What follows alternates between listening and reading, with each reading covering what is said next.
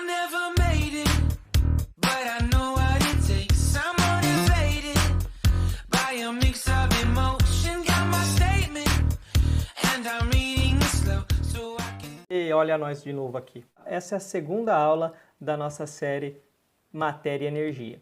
Nessa aula a gente vai falar sobre a estrutura da matéria. A habilidade que a gente vai trabalhar é identificar e descrever os modelos referentes à estrutura da matéria, de modo a conhecer a constituição do átomo e composição de moléculas simples, e comparar estes modelos a outros propostos ao longo da história das descobertas científicas. E agora a gente vai falar um pouquinho sobre os átomos, tá? Então, nesse primeiro slide a gente tem a evolução dos modelos atômicos. A ciência é mutável e constantemente os modelos são revistos e sofrem alterações. E isso não seria diferente com os modelos atômicos, que passaram por diversas mudanças ao longo do tempo. Então nós temos uma linha do tempo, o átomo de Dalton, o átomo de Thomson, o átomo de Rutherford e o átomo Rutherford-Bohr. Tá? Então nesse primeiro slide já dá para você perceber como que os modelos atômicos foram se diferenciando. Tá? No caso do Dalton, ele parecia uma bolinha de gude. No Thomson, até chamado de pudim de passas e tal. Depois, o Rutherford já coloca um espaçamento entre os elétrons e o núcleo. E o modelo mais atual, o de Bohr, é um modelo mais elaborado e tal. Pessoal, nós não conseguimos enxergar os átomos, tá?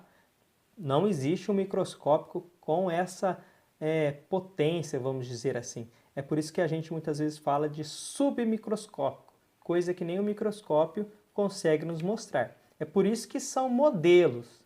Provavelmente é assim.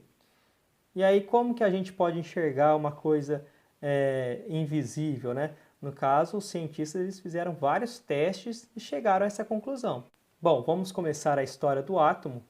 Primeiro, vamos falar o significado da palavra átomo, né? Você já deve saber que o átomo significa não divisível, mas quem criou essa história aí foram dois filósofos que viviam há mais ou menos 500 anos aí antes de Cristo, o Leucipo e o Demócrito. Demócrito era discípulo de Leucipo. Leucipo defendia a ideia de que toda a matéria era formada por minúsculas partículas. Ele afirmava, então, que a menor partícula que compunha qualquer tipo de matéria era indivisível. Demócrito denominou essa menor partícula de átomo, não tomo divisível. Então a gente tem uma charge aí do lado, né? Dá para você ver a conversa dos dois. Leucipo, o que acontecerá se dividirmos continuamente a matéria? Ora, Demócrito, na minha opinião, chegaremos a uma partícula indivisível, ou seja, o átomo. Então eles faziam esses questionamentos. Neste caso, a conclusão de Leucipo e Demócrito foi uma conclusão unicamente lógica. Eles não fizeram nenhum experimento, eles apenas pensaram e concluíram isso, tudo bem? Próximo slide. Agora sim, olha quantos anos que se passaram. Desde 500 a.C., ninguém mais... Aliás, tinha algumas pessoas que até falavam sobre a constituição da matéria, mas quem retomou essa ideia de átomo novamente foi o John Dalton. John Dalton viveu entre 1766 e 1844 e o seu modelo ficou conhecido como bola de bilhar. Então, Dalton propôs a primeira teoria atômica com bases experimentais. Ele defendia que átomos são maciços e contêm uma forma esférica, por isso ficou conhecido como a bola de bilhar. Átomos do mesmo elemento são iguais. Átomos de elementos diferentes são diferentes. Substâncias simples são formadas por átomos iguais. Substâncias compostas são formadas por átomos diferentes. Apesar do modelo atômico de Dalton não ser o mais completo, a gente pode utilizar ele ainda hoje para fazer alguns exemplos, tá? Então, por exemplo, a gente tem uma molécula de água. A molécula de água é uma molécula é composta, uma substância composta, porque ela é feita de átomos diferentes, 2 hidrogênio e 1 oxigênio, tá? A molécula do gás oxigênio. A molécula do gás oxigênio seria uma molécula simples, porque o gás oxigênio é o O2, ou seja, 2 átomos de oxigênio. Então, uma coisa importante que o Dalton definiu é que os átomos diferentes têm tamanhos diferentes. Então, você pode observar aí nesse slide os átomos de hidrogênio, né? São os menores, depois você tem átomos de oxigênio e nós temos aí átomos de bromo. Próximo modelo atômico é o modelo atômico de Thomson. Thomson viveu entre 1856 e 1940 e o seu modelo atômico ficou conhecido como pudim de passas. Thomson descobriu o elétron e afirmou que ele fazia parte do átomo. A partir dessa descoberta, Thomson acaba com a teoria de Dalton, que o átomo é indestrutível. Os elétrons são partículas subatômicas com carga elétrica negativa no átomo. Para Thomson, o átomo é uma esfera maciça, divisível, indestrutível e com carga elétrica. Então, olha, nós conseguimos dividir o indivisível, né? O elétron é uma partícula subatômica. Se é subatômica, é menor que o átomo. Como que a gente pode pegar uma coisa menor do que a menor partícula, né? Então, no caso aí, o Thomson descobriu que o átomo não divisível, na verdade, ele é divisível sim, né? Existem partículas ainda menores que o átomo. Para Thomson, o átomo ele ainda é esférico, indestrutível, só que ele é maciço, tá vendo? Ele imaginava que os elétrons eram como se fossem passas aí nesse bolo, como se fosse um panetone, vamos pensar assim, tá? O próximo slide mostra pra gente um dos modelos mais atuais, tá? Ernest Rutherford viveu entre 1871 e 1937. O modelo atômico de Rutherford ficou conhecido como modelo planetário. Em 1911, Rutherford realizou um experimento com o objetivo de investigar a estrutura do átomo. O experimento consistia em bombardear uma folha finíssima de ouro com radiação alfa e medir o espalhamento dessas partículas. A grande maioria das partículas alfa atravessa a folha de ouro, quase sem desvio, como previa o modelo atômico de Thomson. Então nós temos aí como que foi feito esse experimento, tá? Observe esse desenho. Nesse desenho nós temos uma folha de ouro, ela é bem fininha, e nós temos uma fonte com partículas alfa. Essas partículas alfa, elas foram bombardeadas e atravessavam essa lâmina de ouro. E ao atravessar a lâmina de ouro, se o modelo de Thomson tivesse correto, nenhuma partícula poderia sofrer desvio. Então você tem aí o desenho desse anteparo, que parece um anel, né? Esse anteparo, ele recebeu as partículas que passaram através da folha de ouro. Algumas partículas sofreram desvio. Vamos ver no próximo slide o que aconteceu na verdade. A grande surpresa foi que algumas poucas partículas foram desviadas pelos átomos da folha de ouro a grandes ângulos. Então, Rutherford concluiu que o átomo possui núcleo e eletrosfera. No centro do átomo há um núcleo pequeno e denso. A eletrosfera é de 10.000 a 100.000 vezes maior que o núcleo. E o núcleo do átomo tem carga positiva, que chamou de próton. Nós temos dois desenhos aí mostrando para a gente a trajetória das partículas alfa, tá? Então, algumas partículas passaram direto, outras partículas sofreram pequenos desvios e teve até partícula que foi rebatida para trás. Nesse caso, ela sofreu um grande desvio. Isso aí só poderia acontecer se a eletrosfera, né, fosse separada do núcleo. Deveria ter um espaço entre os elétrons e o núcleo atômico. E aí ele acabou desenhando esse modelo que ficou conhecido como o modelo de Rutherford, tá? O próximo modelo é o modelo atômico de Bohr. Próximo slide. Niels Bohr, 1885 a 1962, e Arnold Sommerfeld, 1868 a 1951. Esse é o modelo das orbitais. Tanto Bohr quanto Sommerfeld aprimoraram o modelo de Rutherford. Para eles, os elétrons não podem mover-se em qualquer órbita ao redor do núcleo. Eles devem estar em determinadas órbitas circulares, lugares na eletrosfera, com raios bem estabelecidos. A diferença entre o modelo de Bohr e Sommerfeld é que o último trocou as órbitas circulares de Bohr por órbitas elípticas, ou seja, mais no formato oval, tá? Então, nesse modelo, você pode perceber que os elétrons eles estão organizados em órbitas diferentes. Isso aí parece um sistema planetário. Imagina que o núcleo é o Sol, né? E as órbitas onde os elétrons estão girando como se fossem planetas aí. Nesse caso, tem mais de um planeta por órbita, né? Então, nós temos aí, na primeira camada, na primeira órbita, vamos dizer assim, tem 2 elétrons. Na segunda camada tem 8 elétrons. E na terceira camada são 2 elétrons. Isso aí a gente vai ver um pouco mais para frente, lá no ensino médio, né? A distribuição eletrônica, uma coisa bem interessante. Para cada átomo, ele tem um número específico de elétrons. E esses elétrons, eles estão distribuídos em cada camada. Para cada camada tem uma quantidade específica de elétrons, tá?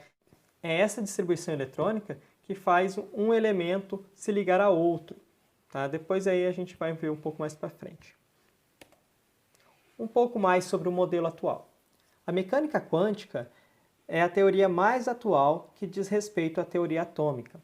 A teoria propõe que as partículas sejam interpretadas como onda e partícula ao mesmo tempo, e que existe uma nuvem eletrônica na qual os elétrons estão dispersos e onde há uma probabilidade de encontrá-los em determinadas posições de acordo com as suas energias. Ela também prevê partículas ainda menores, como os quarks e os leptons. Além disso, a mecânica quântica enuncia a existência de outras subpartículas, como as que constituem a antimatéria. Olha que interessante. Então, é um assunto bem vamos dizer assim, interessante, mas ele é denso demais, é complicado, tá? Então, tem muita coisa para ser descoberta ainda.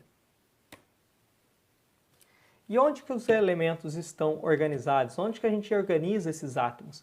É na tabela periódica. Então, vamos dar uma olhadinha agora na tabela periódica comigo. Eu vou dar uma explicada para vocês já começarem a ter um pouco mais de intimidade com essa tabela, tá? Ela assusta muita gente, mas na verdade não tem nada de segredo, assim, muito, não é nada de misterioso demais. Se você começa a entender como que ela está organizada, a sua vida na química aí do primeiro ano vai ficar muito mais fácil, tudo bem?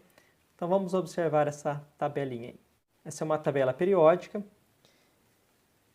Eu achei esse desenho bem bonito, mas infelizmente ele está em inglês. Ou felizmente, né? É bom a gente até se acostumar com essa segunda língua aí. Bom, o que a gente tem? Observa aí o primeiro elemento, vê se você consegue achar o hidrogênio. Achou? O hidrogênio, ele é representado pela letra H, tá?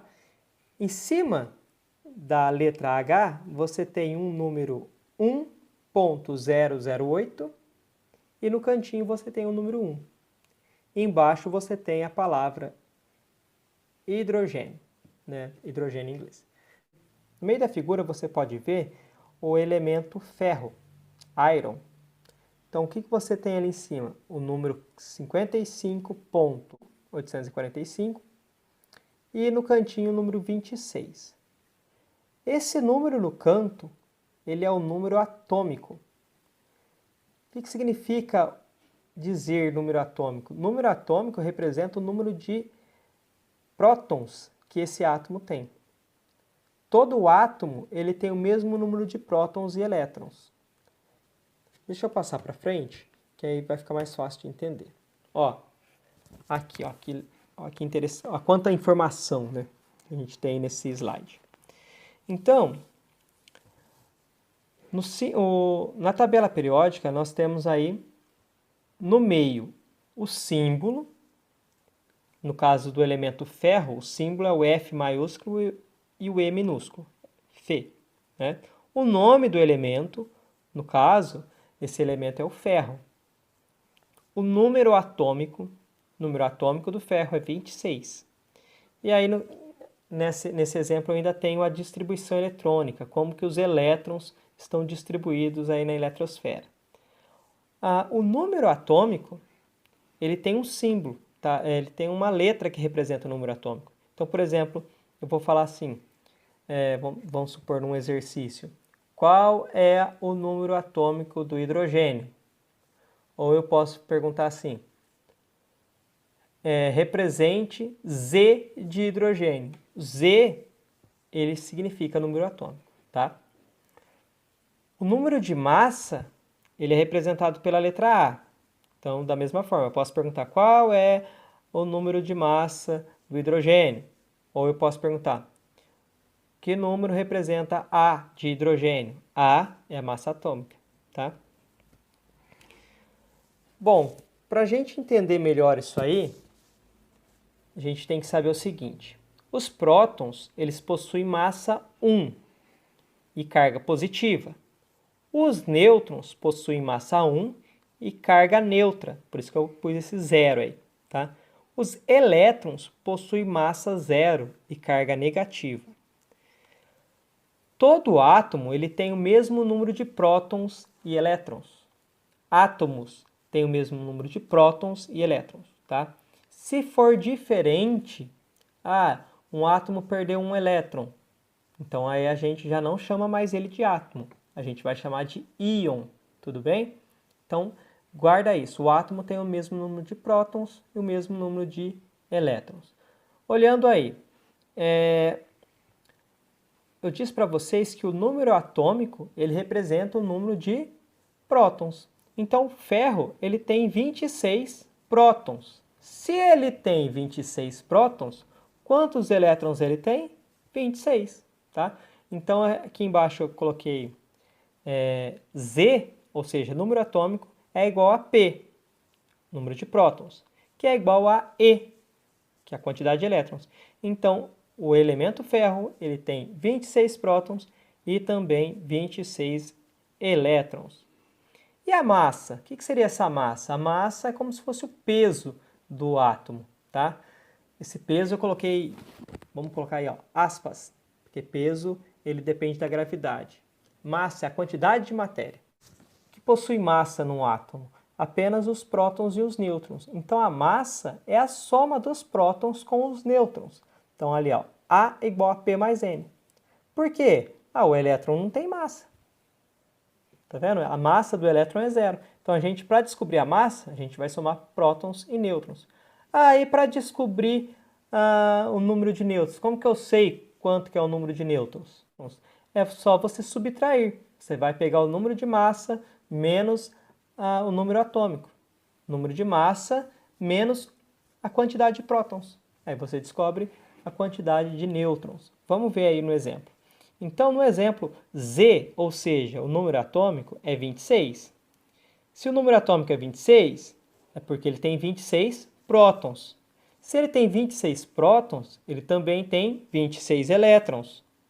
A massa, nesse caso, na maioria dos exercícios, até de ensino médio mesmo, a gente usa só os primeiros números, tá? A gente não vai usar as casas decimais.